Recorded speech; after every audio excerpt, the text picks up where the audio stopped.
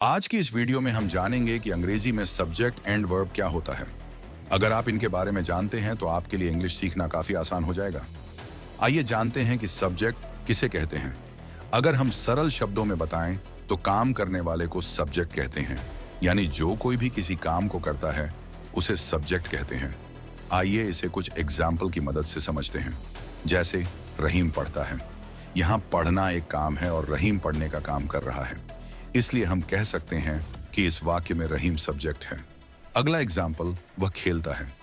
यहाँ खेलने का काम हो रहा है और वह शब्द खेलने का काम कर रहा है, इसलिए हम कह सकते हैं कि इस वाक्य में वह सब्जेक्ट है।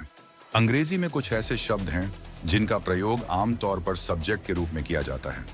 ये शब्द हैं he, she, it, I, you, we, they, नाम, और नाम किसी का भी हो सकता है। और जब हम नाम की बात करते हैं तो ये किसी का भी नाम हो सकता है, किसी जगह का, इंसान का या फिर जानवर का।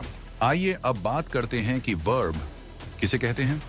दोस्तों, जो काम किया जाता है उसे वर्ब कहते हैं। अगर हम सरल शब्दों में बताएं तो काम को ही वर्ब कहा जाता है।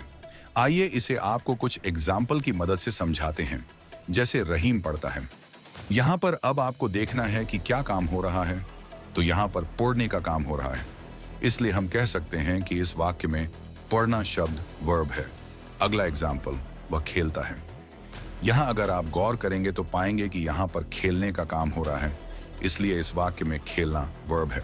तो इस लेसन में हमने सब्जेक्ट एंड वर्ब के बारे में जाना। अगले लेसन में हम टेंस के बारे में बात करेंगे। अगर आप इंग्लिश सीखना चाहते हैं तो ये answer.com पर जाइए। वहाँ सब कुछ डिटेल में बताया गया है, वो भी बिना किसी फीस के। लिंक आपको कमेंट में मिल जाएगा।